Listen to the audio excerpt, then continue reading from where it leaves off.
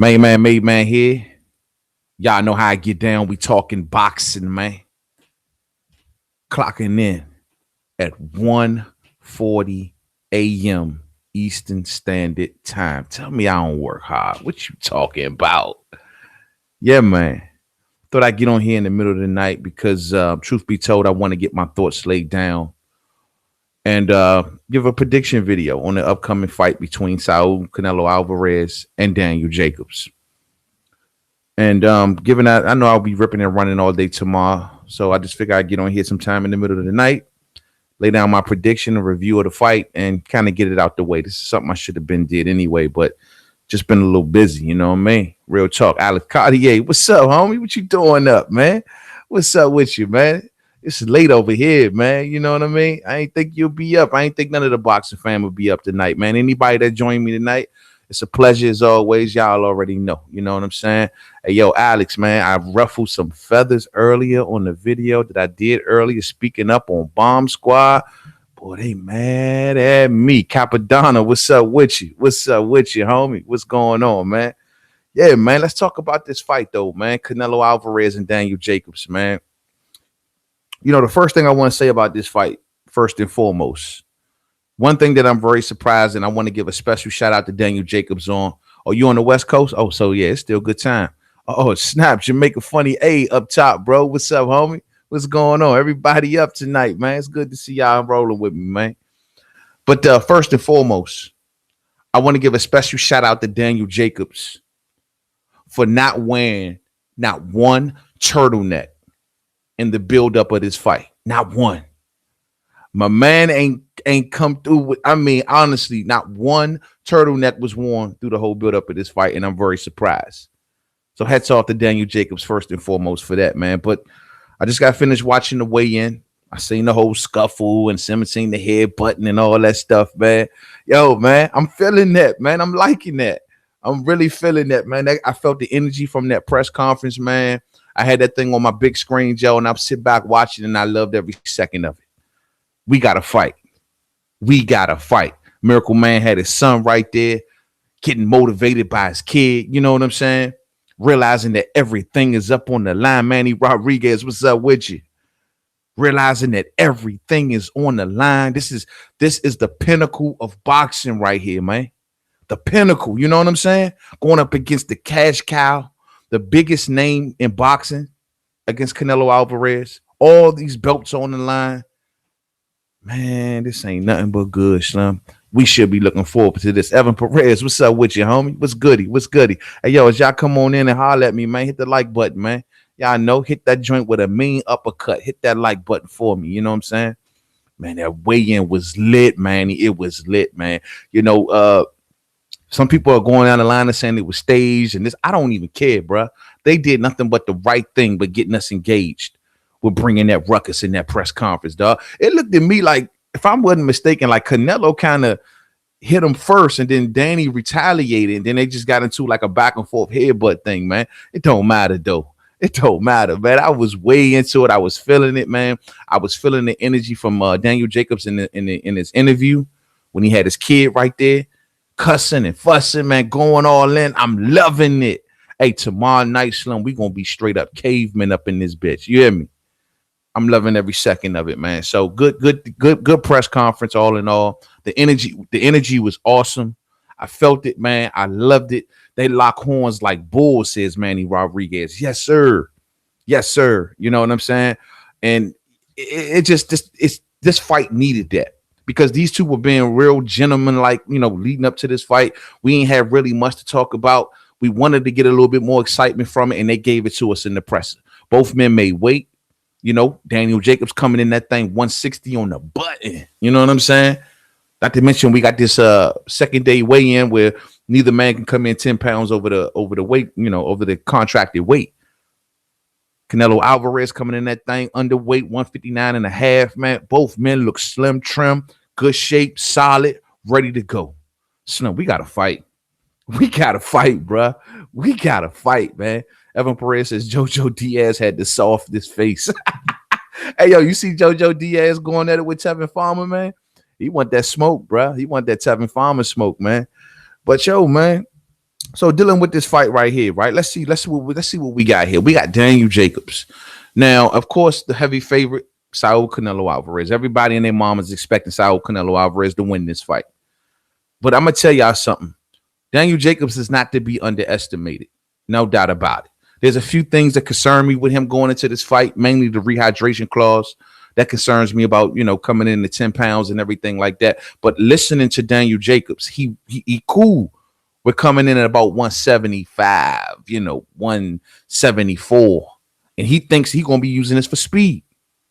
I mean, if he's going to be using speed, I would think it's in the best interest of Daniel Jacobs to try to make Canelo work as much as he can early on in this fight.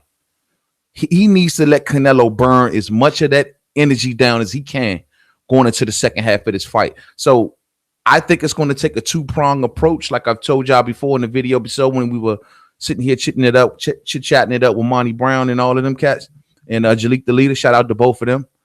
And like I told y'all in that video, man, I think it's going to take a two-prong approach for Daniel Jacobs to have any success.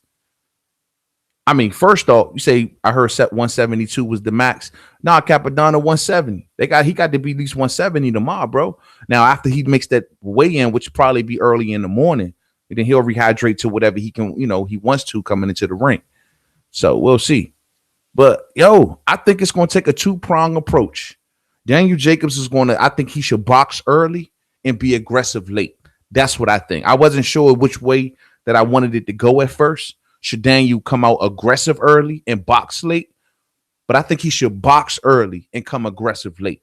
And the reason I say this is because I noticed when Daniel Jacobs gets tired into a fight himself and he continues to try to get into a brawl, he's not nearly as effective. See, when he got into a brawl with Peter Quillen early on, because Quillen did the dumbest thing in the world by jumping on him. He was fortunate in that situation. He was full strength, full power, the whole nine. But when Daniel Jacobs gets into a brawl late into fights, and he starts to let that dog come out late into fights like he did against, say, Sergey Deryevchenko, it's not good for him. He gets his back up against the ropes. He becomes a lot more stagnant. You know what I mean? And he takes a lot of hard shots in those exchanges. And he lowers his hands too much. And I don't like that. I want to see him box early. And then maybe around round 7 on down, let the dog come out. Hopefully by him boxing and putting the jab and making Canelo work hard for the money, it will drain Canelo enough. And we know Canelo has some stamina issues. But it will bring Canelo's stamina levels down a bit. And then he will have a better chance at becoming more of a dog fighting. You know what I'm saying? That's how I feel like on Daniel Jacobs' end. We'll get to Canelo. According to Manny Rodriguez, I ain't even too interested in the undercards. Main events is where it's at. Yeah, I ain't really tripping off that undercard either. I mean, I don't know why they keep putting Saddam Ali on undercards, dog. Like, I like Saddam Ali, but it's like every time Golden Boy got something going on, man, Saddam Ali always in the mix. Always in the mix. Evan Perez says that they got decent judges. Yeah, man, they got some decent judges. Well, Eddie Hearn was going to make sure of that, bro. He wasn't going to allow Oscar De La Hoya to go back and find Adelaide Byrd. That wasn't happening. You know what I mean? These judges were vetted. Eddie Hearn had a lot of say-so into this, as well as Daniel Jacobs. They were not going to allow them to put any little, favorable judges that favor Canelo so much into this fight, bro. Wasn't going to happen. Manny Rodriguez says if Jacobs can negate Canelo's body work, he has a good chance. If he lets them body shots break him down, it's over. He got to move early. And this is what I'm talking about, man. Man, you hit it right on the head. Them body shots from Canelo are thunderous, devastating. And Canelo also throws very good combinations, hard combinations. The thing is, man, Jacobs needs to use that height and reach advantage early in this fight and make Canelo work hard for his money. This is what Arislandi Loa had so much success at against Canelo. He made Canelo work hard early on in that fight. The only problem was he didn't make him work hard. In the second half of the fight, he didn't become as confrontational as I would like to see Daniel Jacobs do. You know what I'm saying? I want to see Daniel Jacobs bring the dog out eventually. That's something that Arislandi Loa forgot to do. Loa did a good job at boxing him early. But shit, man. And when it came to the second half of that fight, Loa was on his bicycle. I don't want Daniel Jacobs to be on his bicycle in the second half of the fight. I want Daniel Jacobs to bring that dog out. You hear me? Bring it out. You know what I'm saying? Real talk. Rocket Strikes 89. What's up, fam? You still up, man? What's goody with you, man? I got Jacobs all day. People are sleeping on Jacobs just on Canelo's nuts. I like, but bro, we gotta face facts. Like with Jacobs, when he's in there with these hard punches, and more so in the second half of fights, they get the best of him. You know what I'm saying? Even in Sergey Deryevchenko's fight, if it wasn't for the knockdown that Deryevchenko had in that fight, that would have been a way closer fight. It would have been arguable in that fight. And that's because Sergey Deryevchenko, man, in the second half of that fight was putting his foot on the gas. Now, Daniel Jacobs, because he got the dog in him, he was standing his ground. He was trying to go back and forth with Deryevchenko. But in a lot of those exchanges, Deryevchenko was kind of getting off on Daniel Jacobs, especially when Jacobs has his back up against the ropes. His chin is awfully exposed, and that scares me, bro. It scares me how he fights going backwards sometimes. You know what I'm saying? And this is why I don't want him to face a full strength Canelo coming forward like that, bro, earlier on in the fight. I don't want to see that, man. I just don't want to see it. Michael Stott, what's up with you, man? If Danny Jacobs moves early, it will look like Canelo is dominating. No. You can. I'm not saying move as in retreating. I mean putting the jab on him, fighting tall, effective tall fighting, boxing from the outside, if you will.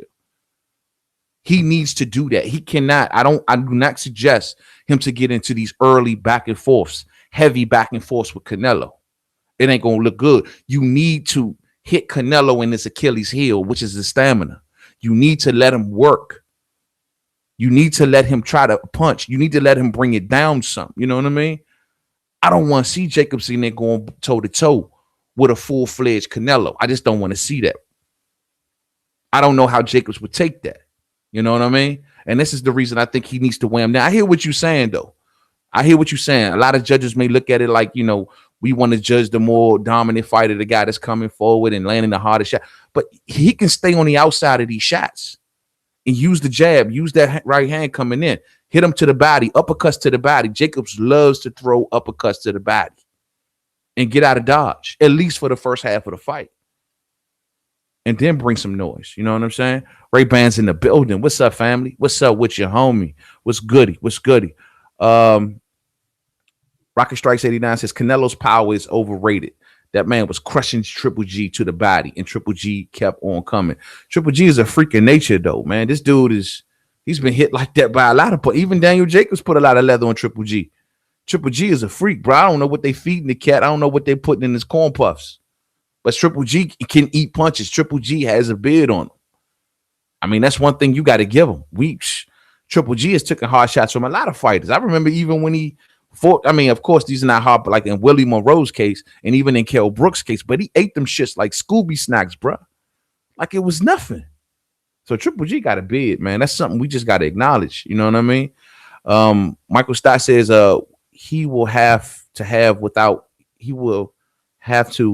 going down. If he does, the score will for sure go to Canelo just because of politics. Well, I don't want Daniel Jacobs to be on the back foot and retreating for all of the fight. That ain't the case. I need him to, like I said earlier, have a two-prong attack. Now, he has to know at points, so he has to stand his ground at points. I'm not telling him to retreat. I'm saying to box. There's a difference between retreating and boxing. What Laura was doing in the second half of their fight, that was retreating. I'm asking him to box, meaning to use angles, use footwork, not retreat, but use footwork to stay on the outside within range enough to land your jabs and right hands. That's what I think he should do. It's the smart thing to do. Canelo was a strong fighter. I know my man said his power is overrated, but I don't know, bro. I think he has the honest power. Triple G is just a freak of nature, but look how many other fighters that he's dropping. You know what I mean? I mean, shit, he just went up to 168, put a beating on that cat, Rocky Fielding. But that's a heavier fighter. I mean, I think Canelo's power is the real deal.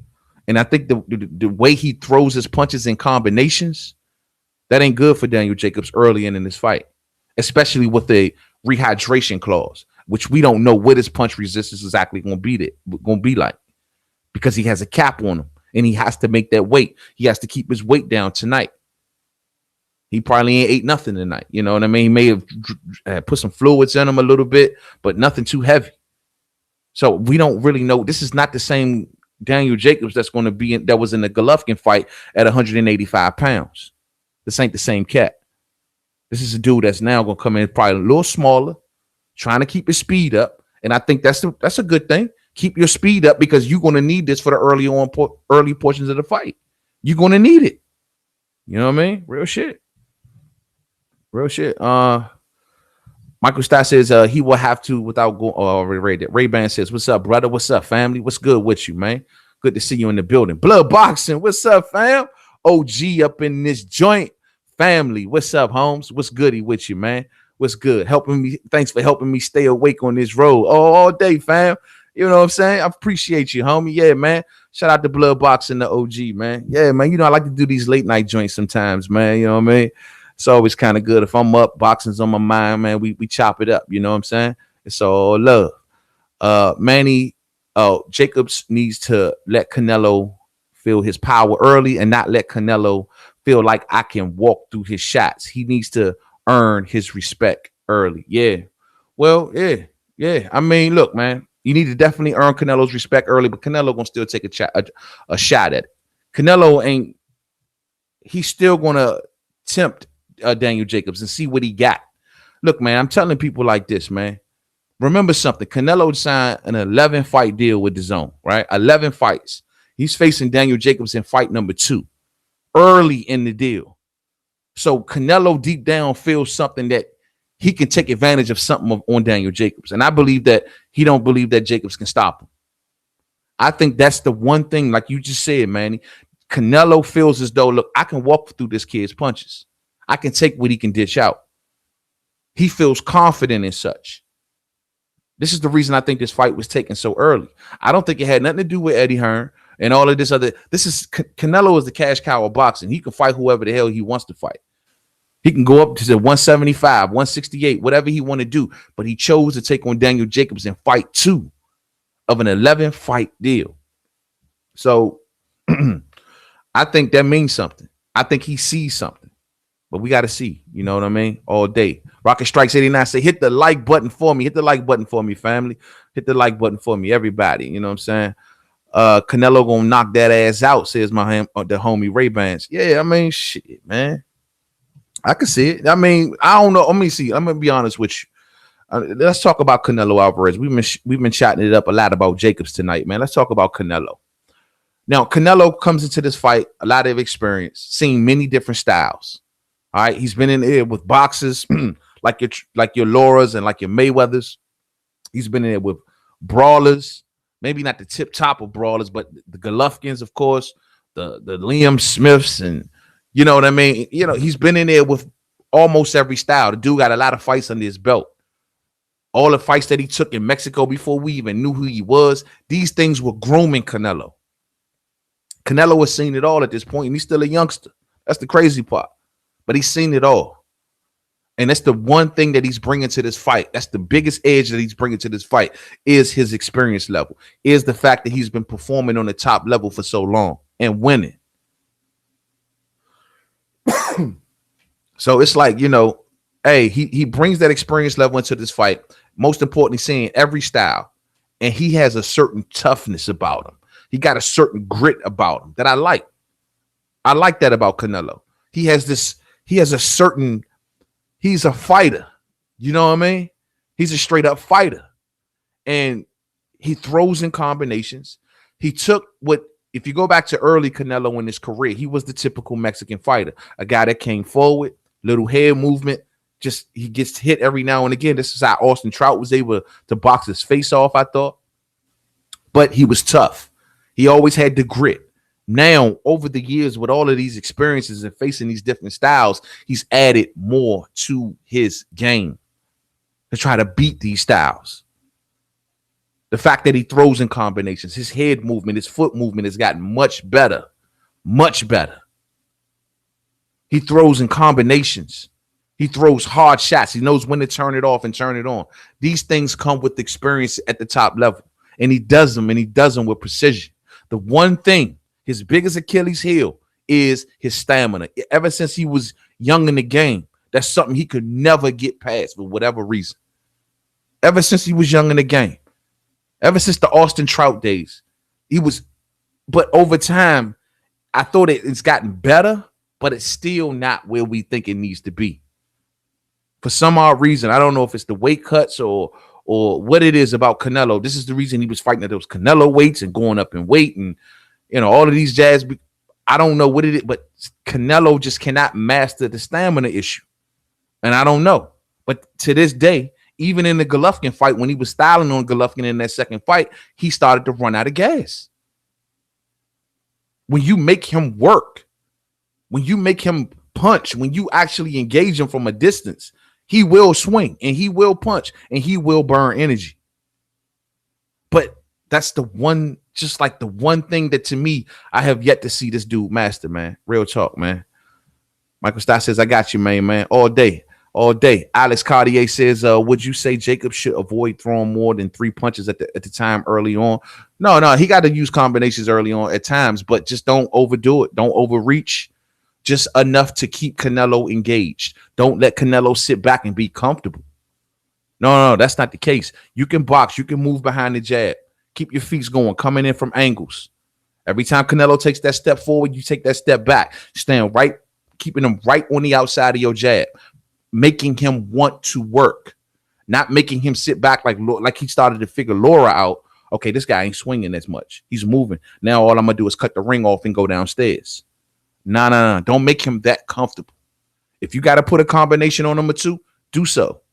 But make him want to work. Make him want to swing. Make him want to move. Burn him. Burn him down. And by round 6 or 7, let that dog come on out. Bring him out. You know what I'm saying? All day. Rocket Strikes 89 says, what people needs to worry about is Jacob's power. Jacobs made a good point. He said Canelo saw Triple G's punches from a mile away, but it's different when it's punches you can't see. And you know what, Rocket Strikes? The dude is training for speed in this fight. He's training to let his hands go fast. He says he's coming in at a lightweight on purpose. He's happy. He's happy of the fact that he's coming in at the 74, 75 area because he wants to use speed going into this fight. That speed will pay off early. It will pay off early. And then you make him pay later. We know Jacobs got dog. We know this. We've seen him in many awards. The reason he got knocked down by Sergio Moore is because his dog was out full-fledged at that time and he walked right into a shot. It's in him. It's who he is. We know he has it. Cool. Tame that dog, cousin. Tame it. Keep that motherfucker on a leash. Keep that bad boy on a leash until about round 6 or 7. When Canelo is at this point, been moving around that ring, been burning so much energy. Keep him on a leash. Sheldon Holmes, what's up with you? Salute to you, homie. What's up, fam? But that's what he got to do. But Canelo, on Canelo's side of the tracks, like I was saying earlier, he needs to realize this. He needs to use his experience in boxing IQ to say, I know what he's doing. I'm sitting here punching, 60, 70 punches around, and this cat is just jabbing me all to death, throwing a combination on me here and there, and now my arms are starting to get a little tired. He needs to recognize early if Jacobs come out with that strategy and not overdo it and not overblow himself. These are when people say Triple G won the first fight. If you believe so, you will also say that Triple G took advantage of the second half of that fight. Likewise in fight number 2. Because Canelo had to use so much to keep Triple G at bay, to keep Triple G off him, to keep tussling with Triple G, to convince them judges, look what I'm landing. He had to do so much. And it drains him down. You know what I mean? All day. Sean Newton, what's up, Holmes? What's goody with you, man? We Degree says true. Props for that. Could have took 10 bums and finished with a big fight. I don't know what you're talking. True props to that. Could have took 10 bums and finished with a big fight. Okay. Sean Newton says Canelo stops Jacobs to the body in the 7th, 8th, or 9th. Man, the thing is about that, a lot of people believe that Jacobs may be weak to the body. Look, man, Sergey Deryevchenko had was hitting Jacobs with a lot of good shots to the body. Jacobs is going to come into this fight so motivated. It's almost hard to see Canelo stopping him, truth be told, unless it's a shot on the chin. I believe Jacobs' chin is more open than his body, and that's just what I see. I see more fighters hurting Jacobs upstairs than they do downstairs. I seen Deryevchenko hurt him upstairs. We seen Moore hurt him upstairs. We seen Pirogue hurt him upstairs. We seen Golovkin hurt him upstairs. I ain't seen these fighters hurt this man to the body. Now, do any of them throw as thunderous of body punches as Canelo? Maybe not. But if Jacobs is using the right game plan, Canelo will be getting to his body very minimally without paying a price, keeping his head right there in front of him. If Canelo is smart, yeah, I mean, go to the body, of course. I can never tell a fighter not to go to the body, especially if Jacobs get caught up on them ropes. But it's something about Jacobs when, like I said earlier, when he does engage you into these brawls or when that dog comes out, in a lot of cases, he takes the worst of them and he starts to get out of there. So I don't know, Mo. I think that he shouldn't aim upstairs, man. Real shit. Let's see. Jamaica Funny Eye says Canelo look like he has a lot of power, but he don't. You're definitely not going to stop Jacobs later or get a knockdown. Danny Jacobs can box. He couldn't even stop a Miguel Cotto at the end of his career because Cotto was on his bike on the second half of that fight, bro. He couldn't cut that ring off properly, but that's real talk. Cotto was on his bike but even in the Cotto fight, Cotto put most of his work. This is the minor successes he had in that fight. He did it early. He made Canelo work hard early. And Canelo was pushing so hard to try to get that knockout on Cotto, but it never came. That could have been attributed to the fact that Cotto made this dude move, constantly made him hunt. Cotto wasn't much success, putting those punches out there on Canelo, making him move his head, making him work. You have to make Canelo work.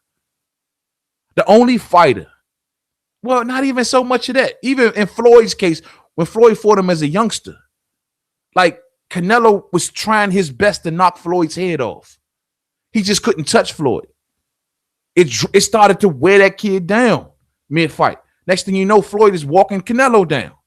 Canelo don't know what to do at this point. He's in the mixing bowl. He is what I like to call the twilight zone. At that point, you don't know when to swing, when not to swing. You're too tired to swing. You can't hit him with nothing definitive. It's just you're lost. Your mind is gone and you're pissed off. And Floyd put that on him because he wore him down early. Floyd let him do all he could do. Stayed away from him. Stayed on the outside. Austin Trout, same thing. Austin Trout just had dynamic head movement in that fight, but he made Canelo work hard early. I'm telling you, it's a different situation at that point. It's a different situation. Damn, Michael Stott says Portland and Denver in the fourth overtime. God, the fourth overtime, son? Get out of here, Mo.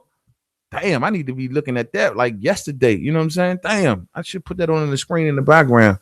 In the fourth overtime. Oh, man. I can't believe I'm missing that. Psycho Boxing Fan Watt says Canelo is on the other level, on another level, man.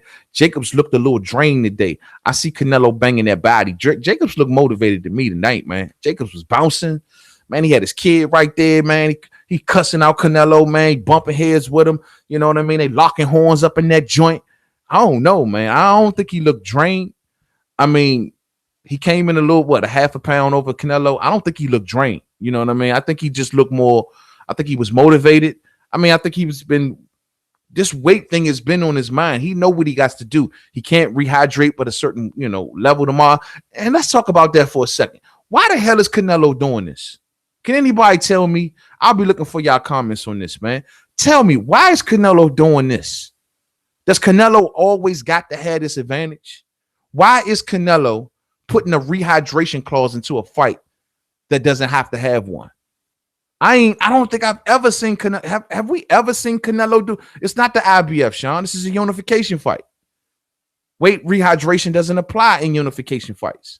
Not even for the IBF and their normal thing. Now, if it was a regular IBF fight and the other cat didn't have a belt, Then the rehydration clause is in effect. No, Mo.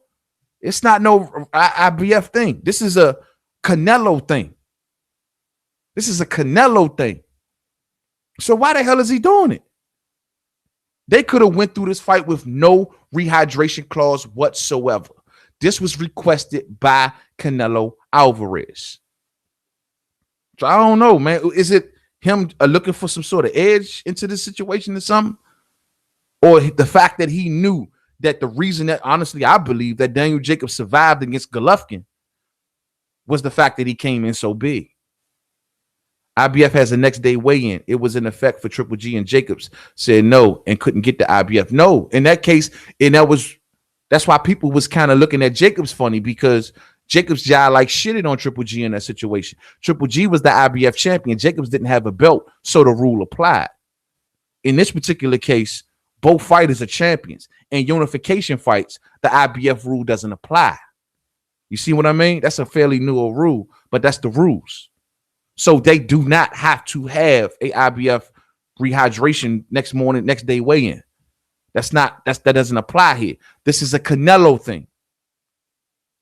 So I don't know, man. I don't know. Ruben Salinas Jr. says it's Oscar protecting his cash cow. That's what. So you think Oscar was up in the ear Canelo like, this is what we're gonna do, man. We're gonna put Jacobs under a rehydration clause and make sure that he doesn't come into this fight at 190 pounds and he can take all of your punches. But Jacob said himself, like, okay, this could be a gift and a curse. You're asking me to come into this fight not 10 pounds the next morning, but guess what? I'll be faster. So I'll have a better ability to box. But will it drain him? Jacob's a big dude, bro. Will it drain him? And that's a good question. No. Benicio Gonzalez says Danny tried to have that advantage against Triple G. Now, I ain't saying Danny was right in that situation. He wasn't. Danny was fouling that, man. Danny came in this thing with an unknown weight. No one knew what he weighed. Everybody was guesstimating. People were like, yo, he weighs 190 pounds. No, man, he looks like he's about 200 pounds. Man, what the hell is this, man? No one knows what he weighs. Everybody was guessing. And I ain't gonna lie, that's the biggest I ever seen Danny in the fight. But the fact of the matter was he didn't oblige by the IBF rule. He didn't oblige. And Golovkin buckled on that situation. I thought that was kind of messed up funny, but it was what it was. It was what it was, man. Shit, man. Marlo's Corner, what's up with you? He being Canelo, always been doing it. Look at his box rec. He is the catch weight king. So he always looked for some sort of advantage. He always looked for a corner or two to cut. No pun intended. You know what I mean? But he always looked for an edge. He learned that from Floyd. Floyd like, yo, man, I'm not fighting you at no 154. You out of your mind. I'm draining your young ass. You bringing your ass down here to 152 and then come holler at me. You know what I mean? But yeah, man, I mean, he is the catchweight king. And this is when people always ask me why I don't put Canelo so high in my pound for pound rankings. This has always been my reason. And I think Canelo is a dynamic fighter. I know if fans are buts about it. But the fact of the matter is he did so much of his winning at catchweights. He's always had a certain advantage that a lot of fighters never had. They had to perform at the weight class. They had to abide by the rules of the weight class. In Canelo's case, it was 155. It was, 157 or whatever the case may be. So I never liked that. I never cared for that. And that's what that lowered him under Terrence Crawford and Vasyl Lomachenko and dudes like that. That lowered him on my pound for pound list. Real shit. Sean says we already talked about that. Lorenzo Lewis, what's up with you? Danny Jacobs. Oh, the screen just swept up on me. Damn, I was just about to read. All right. Daniel Jacobs is a great boxer, but a killer he ain't. Canelo is a killer. Canelo is a killer, but Daniel got dog, man. Daniel got a pit bull sitting in his gut, man. Hey, look, I'm not going to take that away from Daniel. I'm not going to take that away from him, man, because there isn't a fight that Daniel Jacobs has been involved in. He's never not willing to engage and never not willing to throw punches with you in. I mean, you can run down so many fights where you see Daniel Jacobs ain't taking that step back, actually in the trenches, going back and forth with you. Now, sometimes he wins those exchanges. A lot of times he don't. but he's still willing to stay in there and engage with you. And he's a hard puncher. I mean, Quillin, no. Quillin winning that thing, eyes got big early. Like, what did he just hit me with? Oh, those are the biggest I've ever seen Peter Quillin eyes get when he got hit with that punch by Daniel Jacobs. That was the funniest thing in the world. Quillin got hit by that first punch and started looking like, oh shit. This dude, he looks skinny, but he just bopped my ass. You know what I'm saying? Quillin eyes got big as saucers. You know what I'm saying? I was like, yo, Quillin sitting that Joe looking a little scared. At that point, Quillin started buckling. And ever since the beatdown that Daniel Jacobs put on Peter Quillin, the man ain't been the same. Peter Quillin, like, I'm going to find religion. I'm just ashamed of all of the things. Daniel beat the humble into Peter Quillin.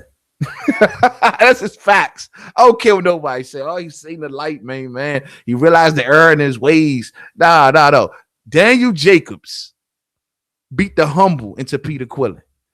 I'm always standing by that one right there, bro. I'm sorry. Rocket Strikes 89 says, y'all talking about Canelo going to crush Jacobs, but whole time he didn't even think he can beat Jacobs, throwing in rehydration clauses. I don't understand that one, Rocket Strikes. I don't get it, bro. I don't get it. But the crazy part is that Canelo got a good skill set, and we can't take that away from him. The man throws in combinations and throws thunderous body shots.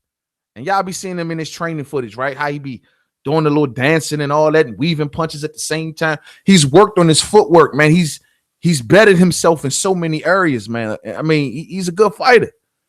The only problem that I see that him having, other than him always wanting to get certain advantages, is the fact that, dog, his stamina. That's it. Outside of that, Slim is a hell of a fighter, man. No question about it. You know, no question about it. Flame on 24 says he took a page out of Floyd's book. I don't see the problem. He's the A side. Ain't like he picked his gloves too. I mean, yeah, he probably did take a page out of Floyd. That's one thing I said he learned from Floyd, how to command the fight and have certain things favor you. Floyd knew that he was not going up to that weight class to face no Canelo. He like, hell no, not to mention Floyd is already a small fighter. Floyd like, I'm not giving you no, you coming down to my level.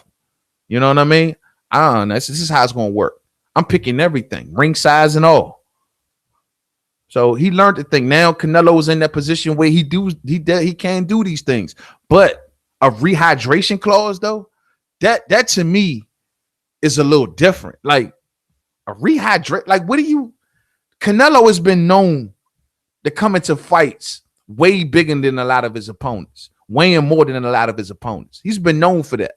Now, all of a sudden, you don't want nobody to do that to you, but you've been doing that to so many other fighters. You dig? I don't get that. Y'all got 40 people up in here. Hit the like button for me, man. Yo, man, it's 2:00 in the morning up in this piece. You dig? Hit the like button for me, man. I'm up. You up. Why not? Hit the like button. Uppercut that joint. You know what I'm saying?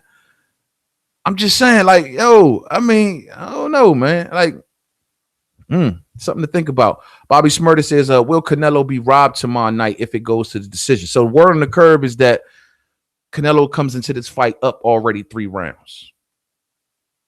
That's the word on the curb. I find it hard to believe. You know, Bob Bennett, Nevada State Athletic Commission, he running this show. He picks the judges. He's in command of the judges.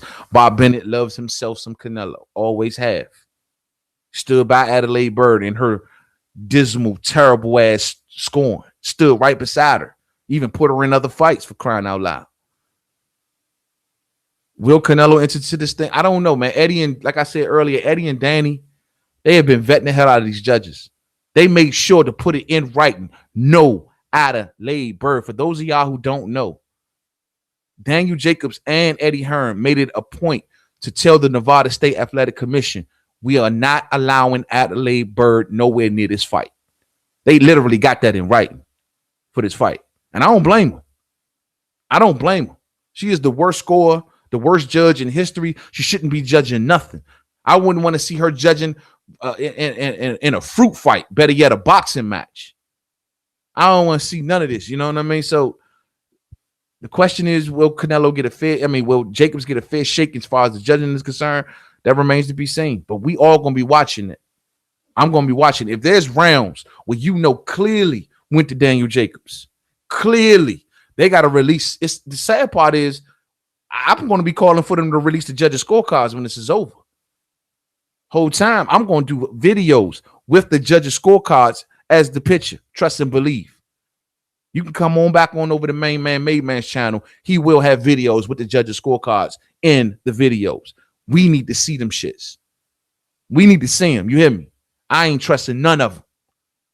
Especially if there's rounds where we clearly see Daniel Jacobs outboxing Canelo and they giving these rounds of Canelo. Oh, yeah, we need to talk about it. We need to have a conversation. Does the possibility exist? All day. All day. But I hope not. I hope they give Daniel a fair shot because, you know, Daniel's a good cat, man. I like Daniel Jacobs. I got a lot of respect for him. I don't be feeling him when he wearing the turtlenecks. But other than that, I got a lot of respect for this man. He conducts himself like a good guy outside the ring. You don't hear no stories about Daniel Jacobs running around, smacking on people, beating up on women, messing around, you know, partying and drinking and doing all kinds of crazy shit. Like, you don't hear none of that about Daniel Jacobs. The man is always well-dressed, well-groomed, well-articulated.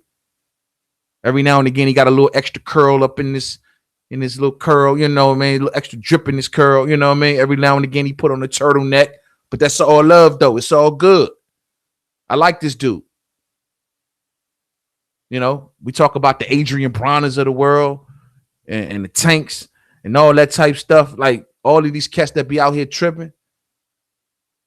But this man deserves more respect, and not just for beating cancer. But the fact of the matter is he's one of these boxers that people should strive to be like, man. The Miracle Man, him and Andre Ward. You know, I respect men like that, man. They don't look for attention doing the doofus shit outside the ring. You know what I mean? They just get the job done. And they got plenty dog up in them. Plenty dog. You know what I mean? So all day. All day. Psycho Boxing Fan Watt says they both have to make that second weigh-in. Yeah, they both do. That's a good point, Psycho Boxing. How would this weight? That's, you know what? That's something I don't think nobody's talked about.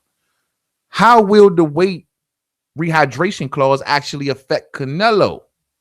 That is because Canelo, like we said earlier, is known for coming into the fights real heavy for his fights. So we talking heavy about this affecting Jacobs. Will it actually affect Canelo? Interesting point, Psycho Boxing Fan. That's an interesting ass point. Jose Madera says, you lying. That's an IBF rule that you think Canelo just made it up. You don't know what you're talking about. You don't know boxing then. What the hell you talking about? Jose Madera, test my knowledge, fam. You don't know who you talking to. Son, in unification fights, the rule doesn't apply. For the 1,000th time. Go look it up and then come back and holler at me. In unification fights, they don't apply.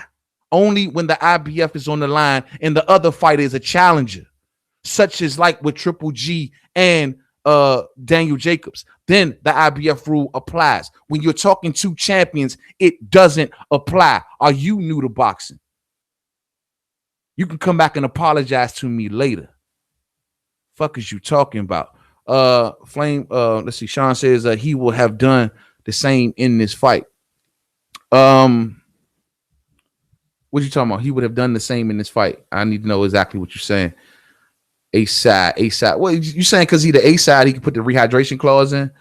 It just looks like, wow, you have done this to nobody else. Nobody else. He put this shit in the contract, bro. You hear that, Jose? He put it in the contract. It wasn't an IBF nothing. He put it in the contract. This was his requirement as an A-side fighter because he felt as though he can do such. Hell, you think you talking to up in this joint? Oh, I do my homework. Flamo 24. It wasn't a problem for the Deryevchenko fight. So why? So it wasn't a problem for the Deryevchenko fight. Hold on. Man, I lost it. I guess you were asking about the rehydration clause. I think that's what you were saying. But I mean, yeah, it is what it is. You know, it wasn't a problem for the Deryevchenko fight. No, it wasn't. It wasn't. It wasn't. And even when he fought Deryevchenko, but he fought him. The thing is, you say it wasn't a problem for the Deryevchenko fight, but they were both fighting for a vacant title, in which Golovkin had vacated that title, and they were both fighting for a vacant title, so they both had to do the rehydration clause. Granted, that's the rules. I don't deny that. That's just the rules. If that's the rules, that's the rules. My problem is when you coming up with these special rules for no reason. Like, you ain't do this to nobody else. I can't recall the last time that the man fought for the IBF, but he's never done this. He don't have to do this here. This could have been a straight up regular fight like he did with everybody, like he did with Golovkin. And nobody would have said nothing. There isn't no rule that would have applied. You know what I mean? So I don't get it. I don't know. Somebody mentioned something about VADA earlier, though, man. I thought I saw something about VADA. Somebody says,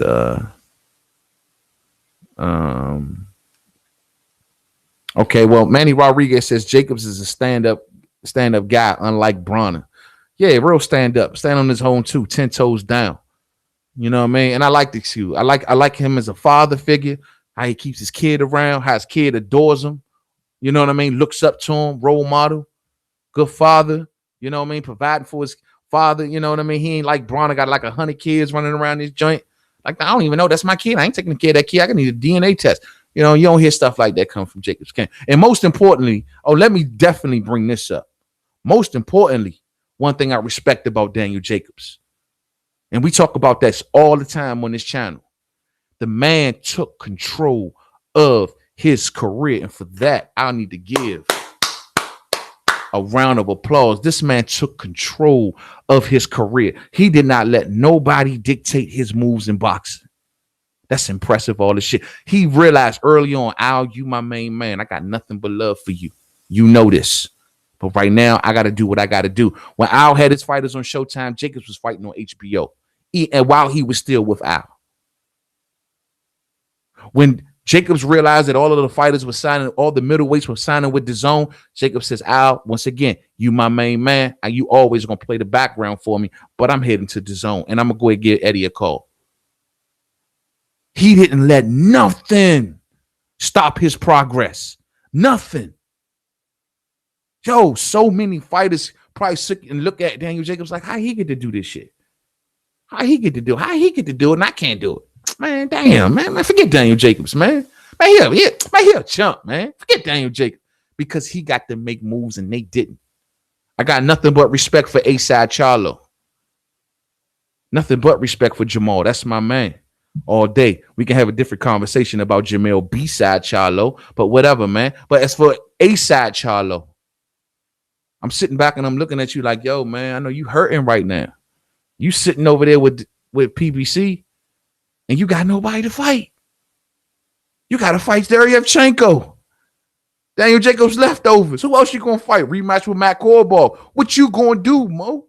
You going to wait for Jared Swift Hurd, the 154-pound real champ, hashtag Storm coming, hashtag May 11th. I'm in the building. You know what I'm saying? Hashtag the real champ. You going to wait for him? Like, what are you doing? Daniel Jacobs wasn't that cat. I ain't waiting for nobody. I see pictures of Daniel Jacobs. He got sold signs of houses he just bought. He kicking the joint down. Boom. You know what I mean? Like, hey, ain't no more for sale no more. This is my house. They got to be sitting back like, how he do that? How the hell he do that? I can't do that. How the fuck he do that? Man, forget Daniel Jacobs, man. I don't like Daniel Jacobs. So turtleneck wearing, man. You know what I mean? That's what they doing. You know? But it is what it is. It is what it is. Flame on 24 says, I guess that weight thing is karma for how he did Triple G. I think it was some bullshit, and the only reason he survived that fight is he looked way bigger than Triple G. Yeah, because in Triple G's case, that's what he put the weight on for, I believe. It wasn't for power. It was for punch resistance. And he won't have that going for him in this fight. And this is why I keep telling people he needs not to engage with Canelo much early in this fight. He needs to box him and wear him down. He needs to box, but Canelo needs to be smart enough to know if that's the strategy that he's trying to do and save what he got left in the tank for the second half of the fight. Because Canelo can't cut a ring off. And Canelo has the ability to pin Daniel Jacobs to the ropes and get Daniel Jacobs caught up on the ropes. And if that happens, Canelo is not going to just spend all his time swinging upstairs. He's going to go downstairs. He's going to go upstairs. He's going to try to get you to drop your hands. He's going to be throwing devastating combinations downstairs, up, all around. It's no man's land if Daniel Jacobs get caught up on them ropes. No man's land. You hear me? So I don't know. But I'm telling y'all right now, Rocky Strikes 89, homie. I'm telling you right now, I'm very concerned about Daniel Jacobs getting hit on that chin too many times. All right, Rico and Pine said something about VADA testing. I knew somebody said something about it. Rico and Pine says VADA testing has created a group chat. What? Christian West says, did VADA do full testing on this fight? A lot of question marks. Well, word on the curve is that VADA is supposed to be involved in this situation. I'm gonna say this. I don't know what week they started. I haven't researched that myself. But given the two fighters that are involved in this fight, we know Canelo Alverez is in the WBC clean boxer program. He has no choice at this point, getting caught recently and all, plus having the WBC belt. He has no choice. So he's in the WBC clean boxer program. And yet we know Daniel Jacobs is rolling with Eddie Hearn, and Eddie Hearn been catching people lately. Eddie Hearn pays that 30 to 40,000 extra normally to go deeper into VADA testing. This is how he was able to catch Jarrell the Mutant Miller. This is how they caught Billy Joe Saunders. And this was all done by Eddie Hearn. So given that you got these two, and Eddie is not going to let them pull us over on, I really feel confident in saying I don't think that Eddie will allow them to pull us over Daniel Jacobs. I feel confident that the drug testing would be done properly in this situation. I know what you're saying, though. I know what you're saying. Glove up or shut up. Jacobs knows he can't leave it up to the judges on this one. If Jacobs keep Canelo on the outside with the jab and the angles and jabs out right before Canelo sets his feet to punch, Jacobs can win. That's what I've been saying, man. But he got to do that early. He's got to do that early. And just to bring Canelo's punch output and punch power down. And you have to bring that down. You got to make Canelo breathe hard. Make Canelo chase you a little bit if need be. Just don't overdo it. Know when to put punches on. But I can't sit here and say that I'm not concerned about Jacobs being counted. I can't say that with full confidence. Jacobs can be counted. He may be counted. I don't know. But I think that's his best way to win. I don't think it's smart for him to go toe-to-toe with no strong-ass Canelo early on. That's what Canelo was hoping for. Trust me. He's hoping for that. I don't know. Manny Rodriguez says Charlo feels like Crawford. Nobody to fight. It's lonely on the other side. You know what I mean? And that situation, I'm sorry, man. Like, hey, Jermall got to think about that, man. Like, what is he going to do? Jermall, he was the man at 154, but technically he only had one belt. You know what I mean? It's like, man, look, man, I could say this till I'm blue in the face. You know what I mean? It's the best move. No one turned on Daniel Jacobs. Daniel Jacobs is in the best position of his career to fight anybody he wants to fight at middleweight. He's a world champion. He's making more money than he's ever seen.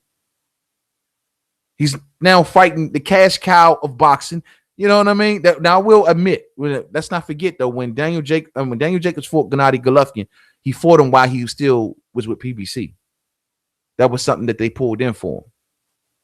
But I believe because he was the mandatory, that's how that went down. But in this case, he's on the same side as everybody else. You know what I mean? I want to see, but now Jermall is in a good position where he is the number one dude with the WBC. And, his shot should have came around. We all know that. But he's in a position where he is basically the mandatory to the WBC belt, which Canelo holds. The only problem is, and this is maybe one of the reasons, because I asked the question earlier, why did Canelo Alvarez choose Daniel Jacobs so early in this deal? Well, maybe one of the reasons was to not fight Jermall Charlo.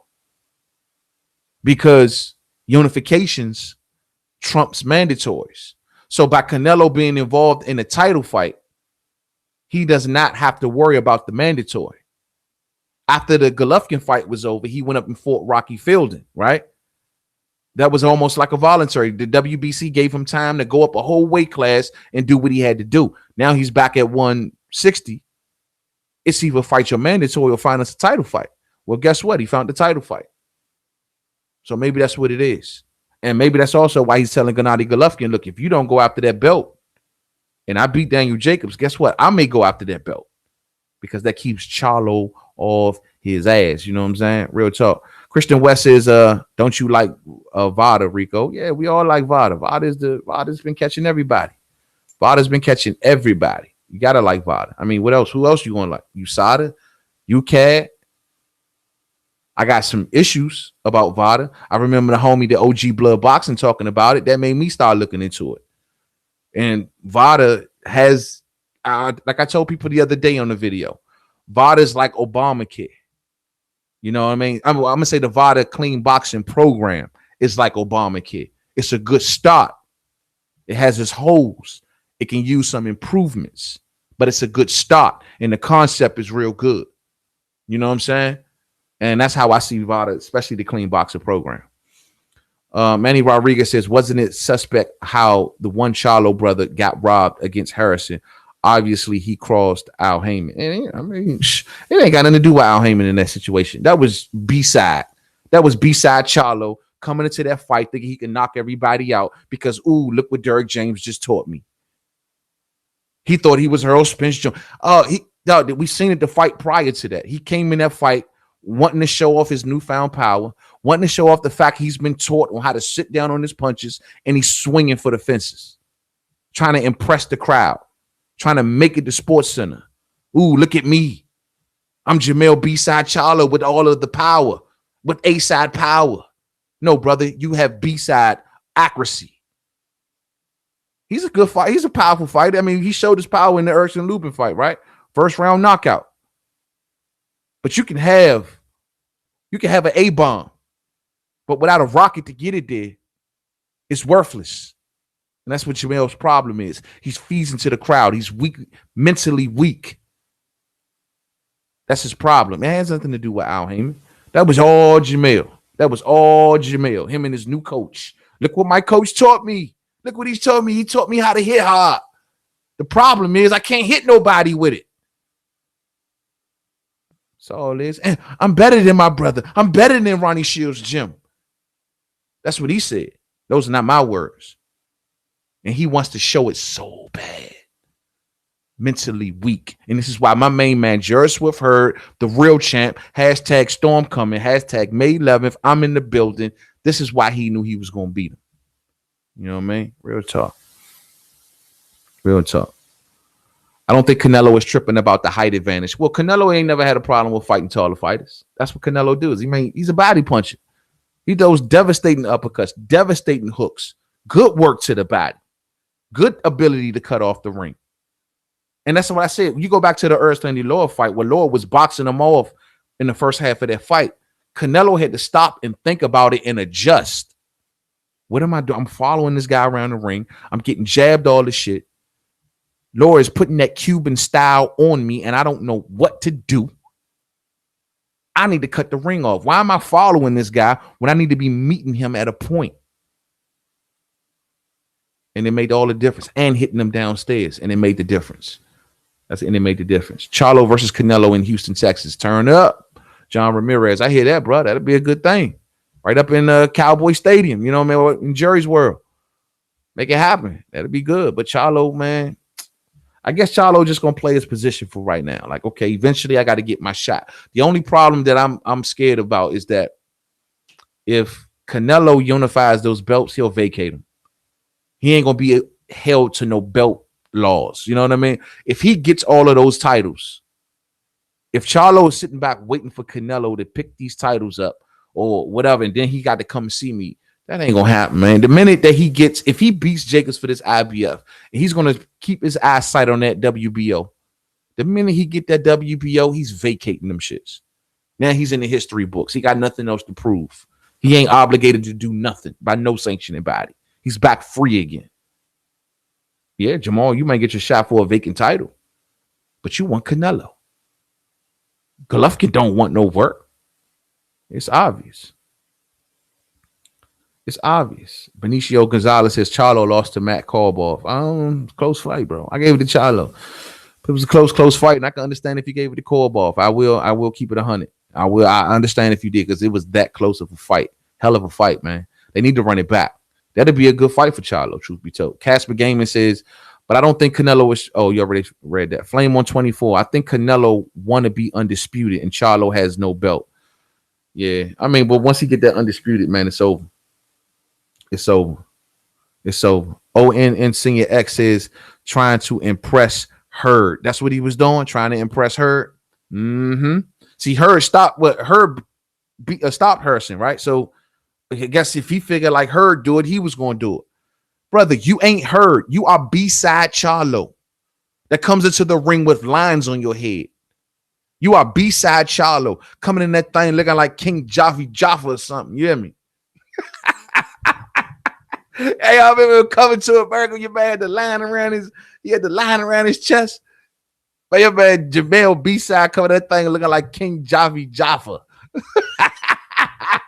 Hey, go ahead, son. Rocket Strikes 89 says Canelo has knocked out any 160 pounders. Y'all are hyping this man up for no reason. But he has kept punches honest. One thing you got to admit, he hasn't stopped nobody. Now that I think about, but Cotto was on his bicycle. They didn't even fight at 160. They fought. That was a disgrace. They fought for the WBC title at 157. So Cotto was on his bicycle. You know what I mean? He was moving. He couldn't really pin Cotto down. Cotto was trotting every time. That was a funny ass fight because every time Canelo would get close and get hit with a hard shot. I mean, every time Cotto would get close and he get hit with a hard shot, he get to trotting like he ain't been hit. Hey, that was the funniest fight in the world, son. But a lot of those fighters been staying away from Canelo, if you noticed it. You know what I mean? Only one that came to him was Golovkin. And he couldn't drop big Golovkin. That is something to talk about. And he put a lot of leather on Golovkin, but Golovkin is just something different, man. He's something different. But he keeps you honest. And you ain't gonna swing willy-nilly because he has the ability to lay you out. I do believe, even if he ain't been laying them out. But I think, when I get to my final prediction and I give everybody what I think will happen to this fight before I end this video, I will give a prediction because we just talking this shit right now. But I will give a prediction. Don Dada, what's up with you, homie? What's goody? What's good? Danny Jacobs KO's Canelo. Oh snap!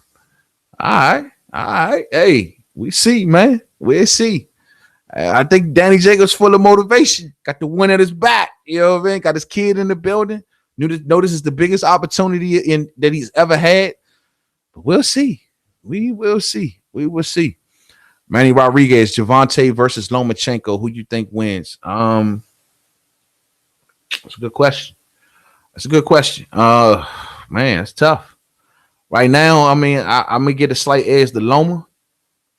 Only because he seemed like he has not only the heart to fight, but I just think that, that's hard to answer, man. I just don't know what Tank looks like on the elite level. It's like, in order for me to properly answer that question, I got to see Tank on the elite level. Like, who has he fought that's been elite?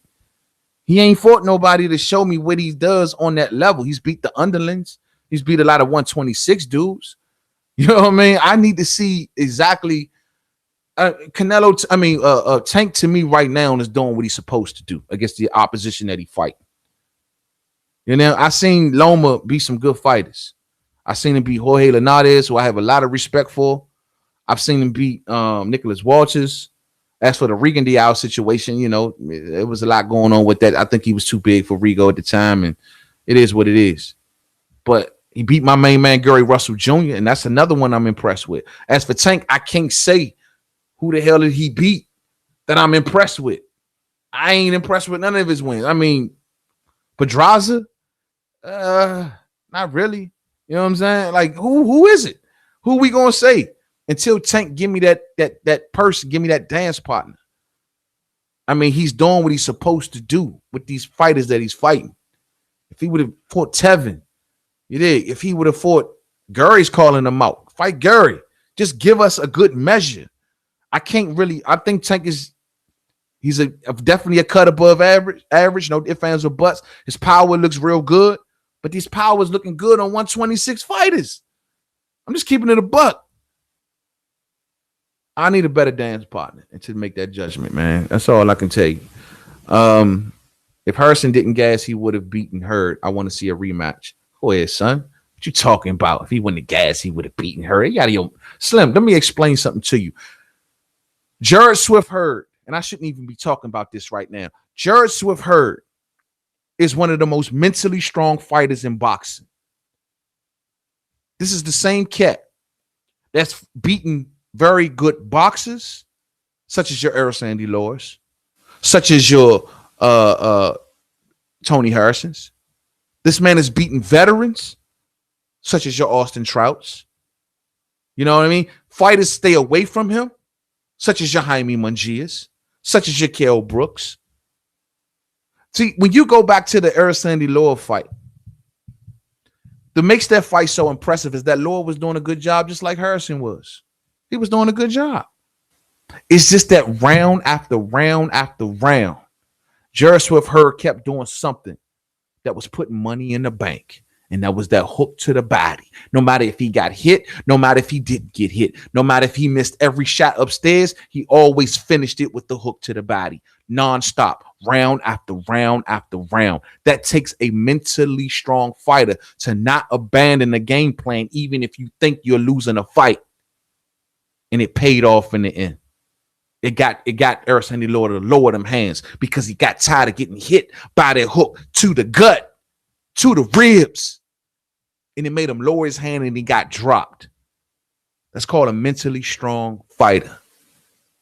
That's what makes Jerry Hurd so deadly. Everybody thinks it's his punch resistance because he can walk through punches like Michael Myers. No, it's the fact that he is mentally strong. Put some respect on his name because he is the storm that's coming, because he is the real champ. Because B-side Charlo couldn't even get through his leftovers just to see the man. He is AKA, like I call my man Keith one time Thurman, he is the final level. He is the final level. He is Shang Tsung and Keith Thurman is M. Bison. They are final levels. They're sitting on the mountaintop of boxing. They have outdone everybody at their weight classes and made it look like easy work. We're moving right along. Benicio Gonzalez says, thank you, sir. Oh, okay, cool. That's, I guess, you and Michael Starr having a back and forth there. Yeah, man. But at the end of the day, you know, I just want to say something, man. Like, at the end of the day, I'm looking forward to this fight tomorrow. Respect to both men. May the best man win. Now, I will now give my final prediction. And what I see happening to this fight when I look at the styles of both men, the abilities that they bring, the discipline levels, the whole nine, you know, who they are as fighters, what's at stake. I believe that Canelo Alverez will win this fight by unanimous decision. I think that Canelo Alvarez will eventually start to push Daniel Jacobs backwards. And this is just where I never talked this whole video about what Daniel Jacobs' Achilles heel is. And to me, his number one problem is going backwards as a fighter. And I like the dude a lot, man. I like the dude a lot. But when he goes backwards, bro, he gets touched too much. His back gets caught up on the ropes. He gets touched too much. And he cannot resist a back and forth. He just can't. No matter how much I want him to box, he just can't resist it. And he gets backed up and he gets touched, bro. He gets touched. Deryevchenko was touching him heavy in their fight. He lowers his hands too much. He attempts to stand stationary a lot and shoulder roll. And fighters punch right over top of his shoulder roll. But I believe he's going to be full of too much motivation. I believe he knows that his kid is ringside and his kid is going to be looking at him like, come on, Pops, to go down. I think he'll give a valiant effort. I don't think he's going in there to lay down. I think he goes in that joint and gives the best effort, and he even puts a lot of good rounds in the bank. But I think he loses this fight by unanimous decision, and that's what I believe. So we'll see. We'll see. I'm rooting for him, though. I like him a lot, man. I like everything about Daniel Jacobs, man. Only thing that me and him disagree on is his style of turtleneck.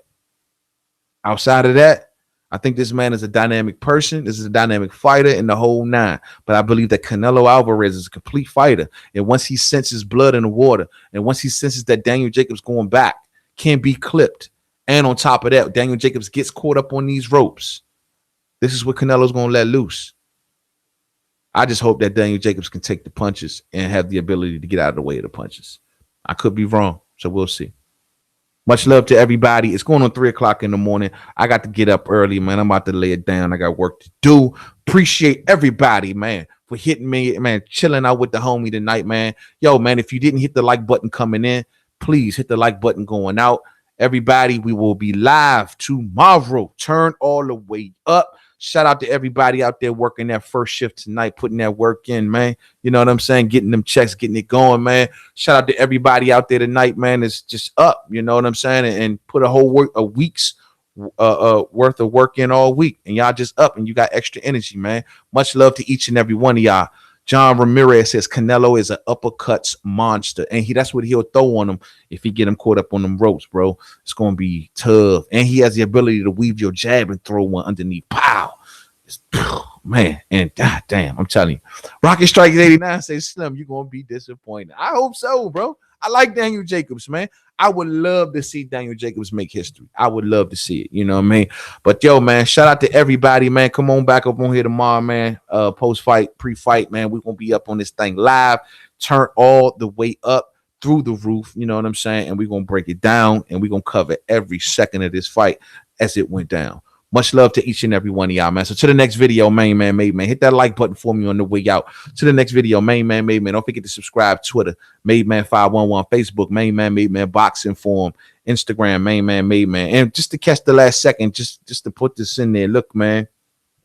Y'all may have seen the video about Deontay Wilder that I did earlier today. I stand by those words 100%.